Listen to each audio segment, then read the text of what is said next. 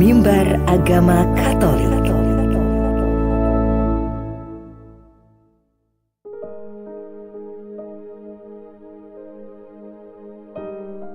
Baik, pendengar dimanapun Anda berada, malam hari ini seperti biasa, di hari Sabtu malam minggu, kita akan hadirkan untuk Anda Mimbar Agama Katolik bersama narasumber Dr. Andes Aloysius Harmadi MM, pembimbing masyarakat Katolik Sumatera Selatan.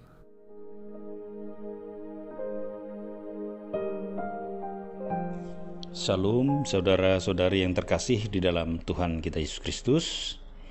Senang sekali kita dapat berjumpa lagi dalam acara Mimbar Agama Katolik yang dipancarluaskan oleh Pro 1 RRI Palembang. Saudara-saudari yang terkasih, semoga kabar baik untuk kita semuanya. Berkat Tuhan melimpah untuk kita, sehingga kita selalu dalam berkat dan naungan Tuhan. Pada kesempatan yang sangat baik ini, saya akan membawakan satu topik yang judulnya adalah Tuhan Yesus mengecam ahli Taurat dan Farisi. Diambil dari teks Injil Matius bab 23 ayat 1 sampai dengan ayat yang ke-12. Saudara-saudari, mari kita ikuti dengan seksama, mari kita buka hati kita, pikiran kita, sanubari kita, agar Roh Kudus sungguh-sungguh bekerja untuk membuat kita semakin beriman kepada Tuhan, semakin mengasihi Tuhan di atas segalanya, dan mengasihi sesama sebagaimana Tuhan Yesus mengasihi kita. Dan untuk itulah kita selalu diberkati dan jangan sampai kita mendapat kecaman dari Tuhan Yesus.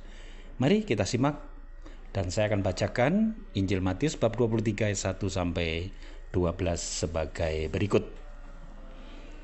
Maka berkatalah Yesus kepada orang banyak dan kepada murid-muridnya, katanya, ahli-ahli Taurat dan orang-orang Farisi telah menduduki kursi Musa. Sebab itu, turutilah dan lakukanlah segala sesuatu yang mereka ajarkan kepadamu. Tetapi janganlah kamu turuti perbuatan-perbuatan mereka, karena mereka mengajarkannya tetapi tidak melakukannya.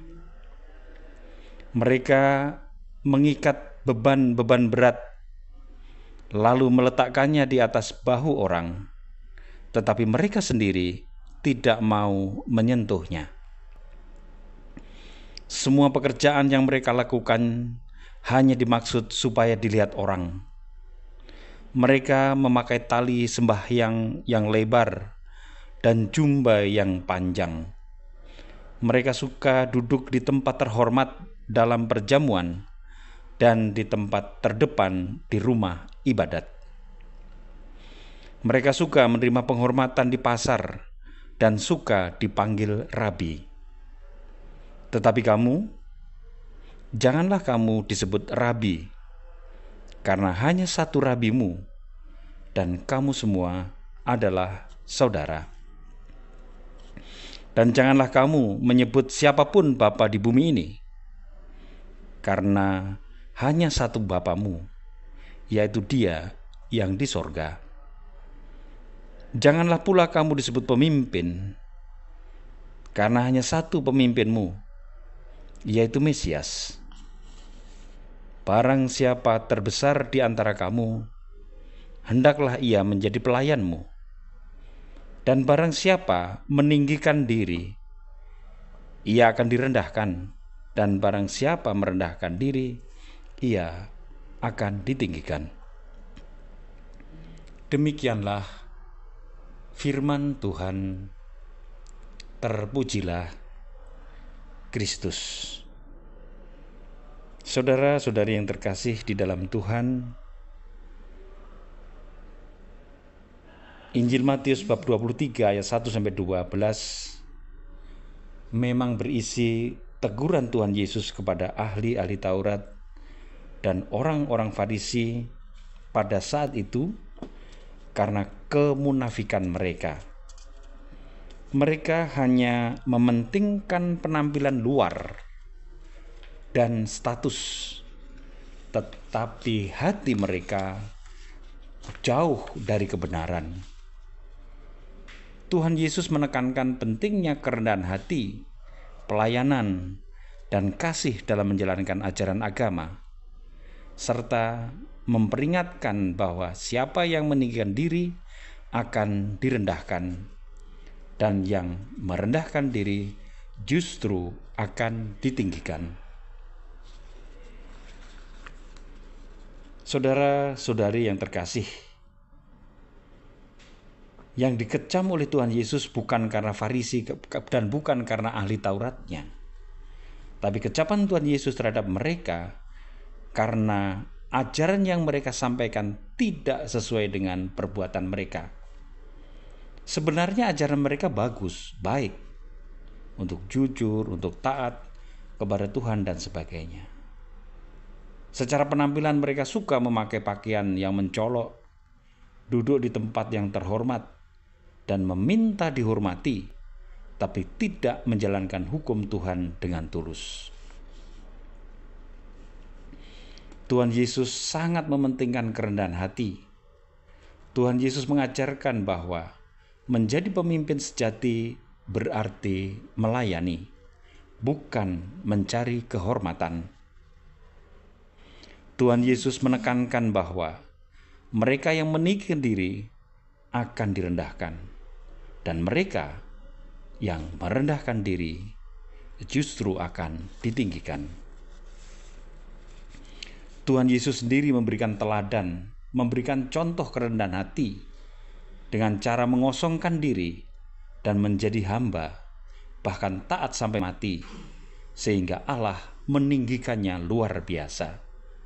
Yesus sendiri juga di ayat lain menyatakan bahwa datang untuk melayani dan bukan untuk dilayani.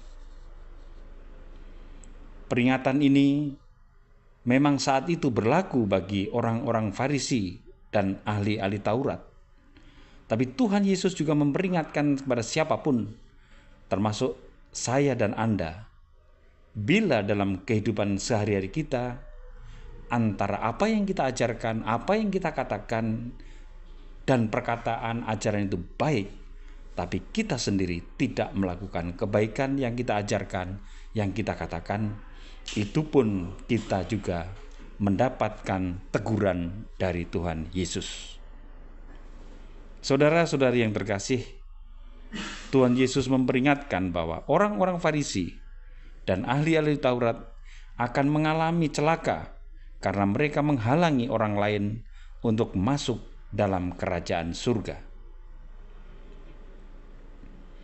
Pesan ini sangat relevan untuk semua kita pengikut Tuhan kita Yesus Kristus, yaitu untuk tidak hanya berbicara tentang kebenaran, tetapi juga untuk melakukan kebenaran tersebut dalam tindakan nyata dengan hati yang tulus dan dengan kerendahan hati.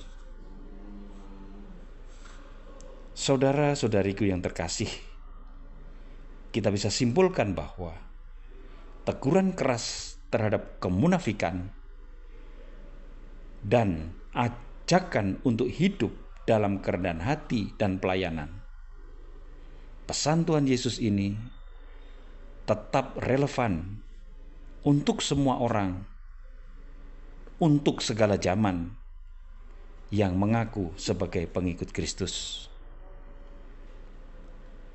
Siapapun kita yang menyatakan diri sebagai pengikut Kristus, tidak ada tawar-menawar lagi untuk berkata benar dan melakukan kebenaran dengan penuh ketulusan dan kerendahan hati, supaya antara tindakan dan perkataan kita selaras dan menjadi teladan dalam kasih dan pelayanan.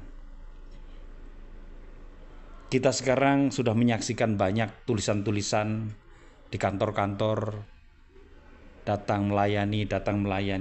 Mari kita support supaya tulisan perkataan tentang pelayanan itu tidak hanya tertempel di kantor-kantor, di tempat-tempat itu, tetapi sungguh-sungguh kita jiwai, kita laksanakan dengan sepenuh hati. Saudara-saudariku yang terkasih, pada hari ini kita juga memperingati Santo dan Santa yang keduanya mereka sungguh-sungguh mengamalkan ajaran Tuhan Yesus dalam kerendahan hati dan totalitas hidupnya untuk Tuhan sebagai pemimpin yang sungguh melayani. Yang pertama adalah Santa Rosa da Lima, seorang perawan. Isabella de Flores, demikianlah nama Rosa da Lima, lahir di Lima, Peru, pada tanggal 20 April tahun 1586.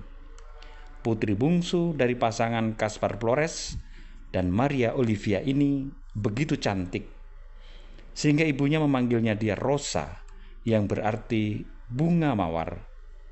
Nama ini pun secara spontan diberikan oleh Uskup Agung Kota Lima tatkala Isabella menerima sakramen penguatan.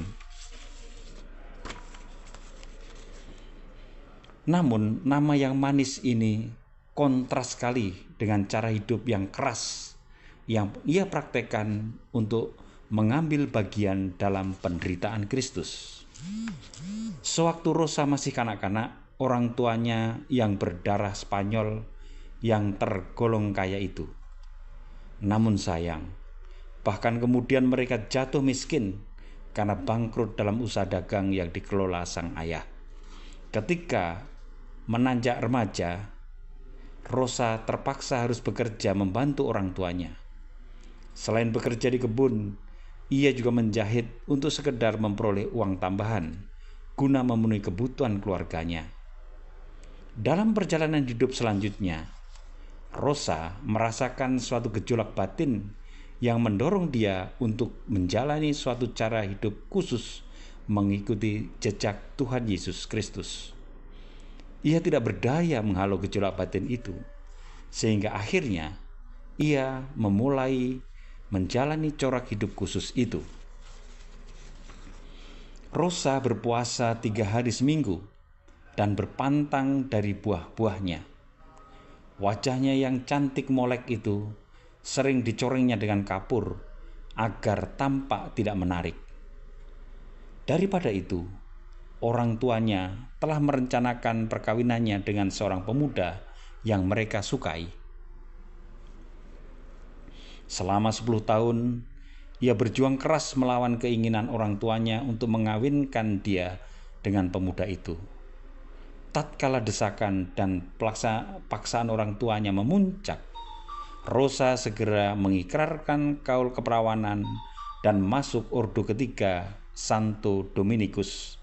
Sebagaimana biasa, ordo ketiga tidak menuntut anggota-anggotanya menjalani kehidupannya di dalam biara.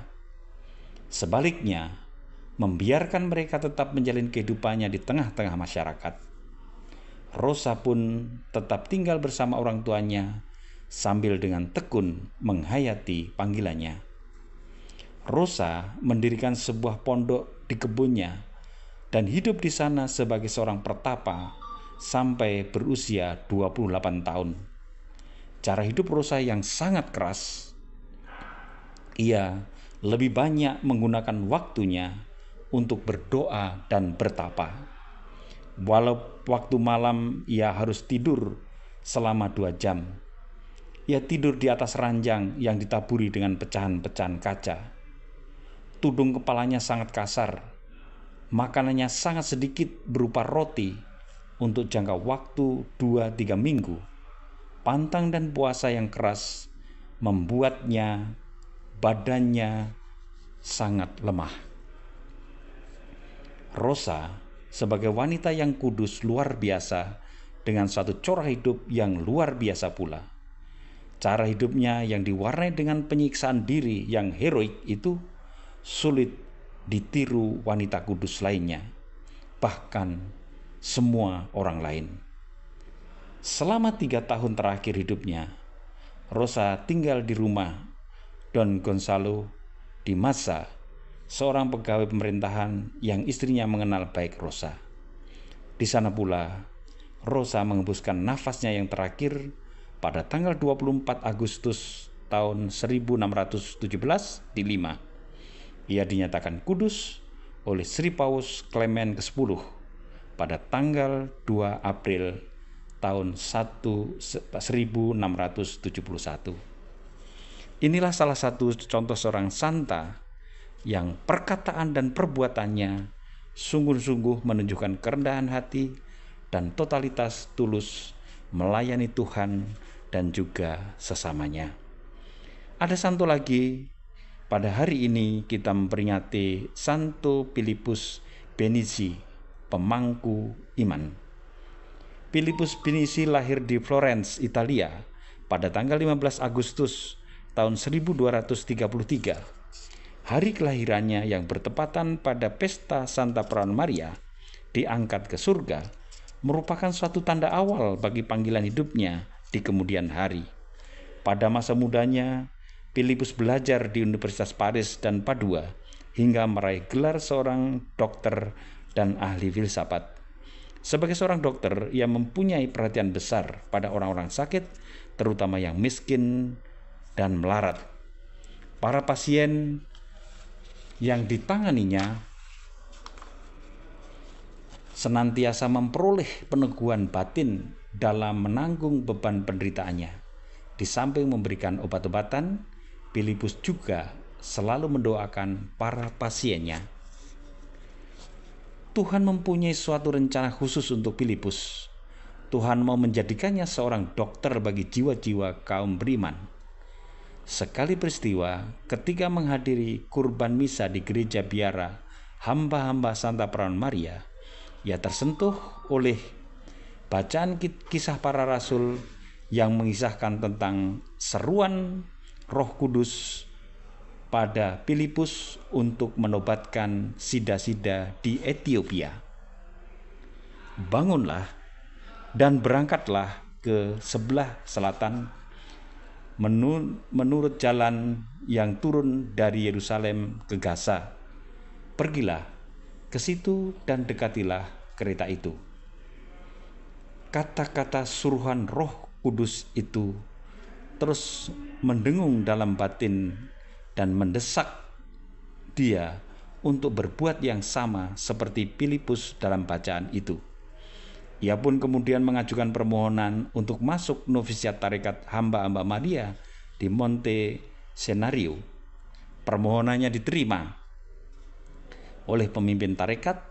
Filipus menjadi seorang bruder dalam tarekat itu dan bekerja sebagai tukang masak dan tukang kebun. Pimpinan biara sangat senang dengan dia karena kerajinannya, terlebih karena kepandaiannya dalam berbagai ilmu dan kefasihannya berbicara dalam bahasa Latin. Oleh karena semua itu, Filipus kemudian dikirim belajar teologi untuk menjadi imam. Filipus yang rendah hati itu taat pada rencana pemimpinnya, meskipun ia lebih senang hanya menjadi seorang bruder. Setelah menyelesaikan studi teologinya, Filipus ditabiskan menjadi imam. 8 tahun kemudian ia terpilih sebagai pemimpin tertinggi tarekatnya. Ia sendiri menolak jabatan mulia itu, namun dalam satu penglihatan ajaib, Filipus ditegur oleh Roh Kudus. Filipus, janganlah engkau melawan Roh Kudus. Akulah yang memilih engkau dari dunia ini untuk menjadi gembala bagi kawanan ini. Filipus dengan semangat tinggi membina tarekat hamba-hamba Santa Perawan Maria sambil tetap memperhatikan orang-orang miskin dan melarat. Suatu hari, ia berpapasan dengan seorang pengemis kusta yang meminta sedekah daripadanya. Karena ia tidak membawa apa-apa, maka ia membuka mantel untuk pengemis itu. Tetapi anehnya, bahwa pengemis itu tiba-tiba menghilang dari pandangannya. Lalu tahulah Filipus bahwa pengemis itu adalah Tuhan Yesus yang menjelma dalam rupa seorang pengemis. Ketika Paus Clement keempat, Filipus Bininsi dicalonkan sebagai pengganti, mendengar itu segera menyingkir ke pegunungan dan tinggal di sana selama 3 bulan, hingga terpilihnya Paus baru. Setelah Gregorius ke-10 terpilih menggantikan Clement keempat, barulah kembali ke biaranya. Atas dorongan Roh Kudus, ia menjelajahi seluruh Eropa dan sebagian Asia untuk berkhotbah. Di beberapa tempat ia berhasil memulihkan hubungan yang retak antara para bangsawan. Ia juga banyak membuat mukjizat sehingga banyak orang yang percaya pada Kristus.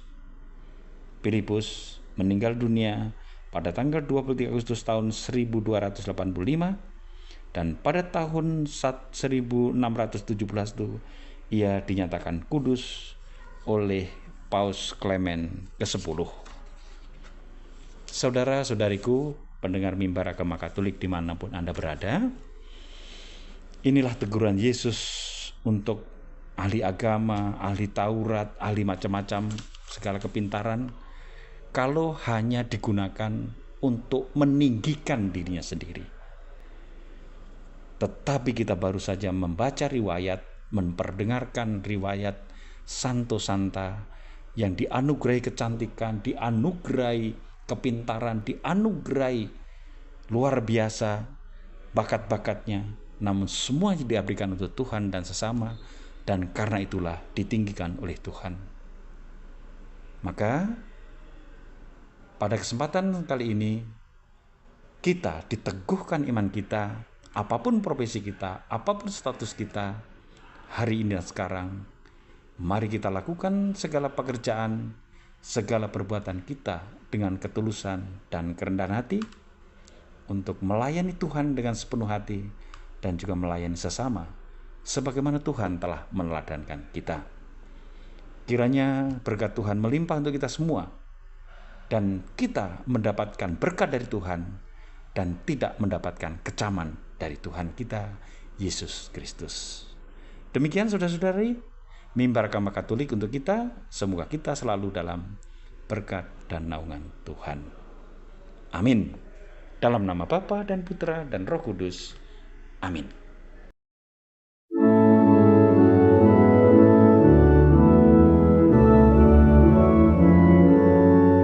Mimbar Agama Katolik. Demikian pendengar mimbar agama Katolik untuk hari ini Sabtu 23 Agustus 2025. Nantikan kembali setiap hari Sabtu malam Minggu melalui Pro 1 RRI Palembang.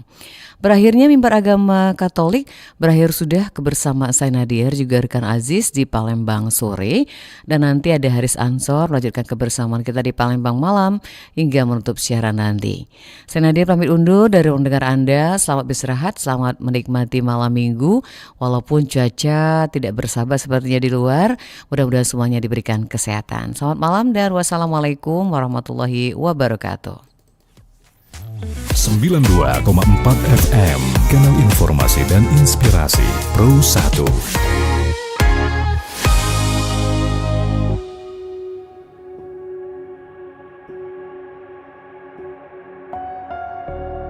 Kilau Pancasila, refleksi dan implementasi Pancasila untuk anak negeri.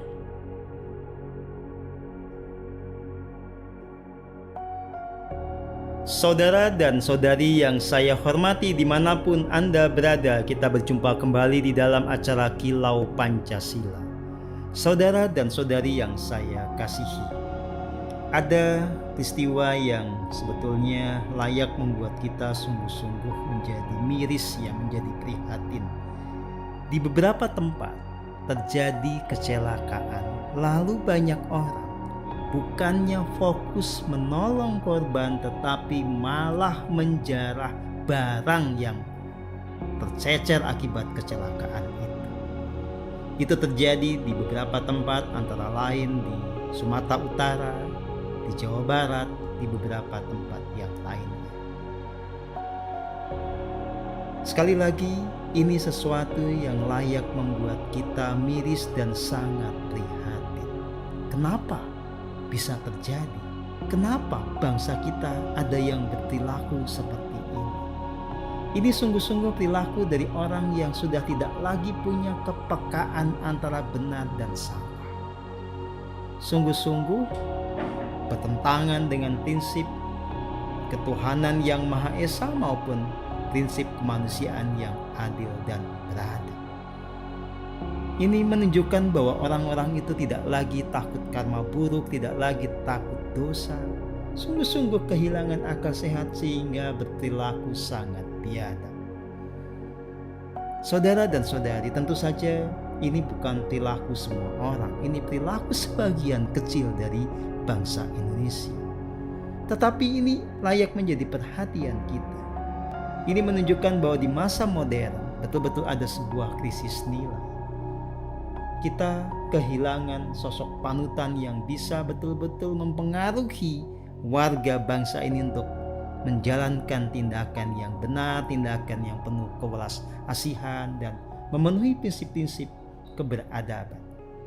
Maka ini memang betul-betul layak menjadi pemicu bagi kita untuk bersama-sama mengkilaukan Pancasila kembali, menghayati sila-sila Pancasila, sehingga dengan demikian semakin banyak orang punya perilaku yang Pancasilais. Ya. Saya sangat kagum kalau ada orang misalnya kehilangan sesuatu, lalu orang lain menemukan mengembalikannya. Ya. Di negeri-negeri yang maju hal seperti ini biasa, dan mestinya kita juga punya perilaku yang luhur seperti itu. Tidak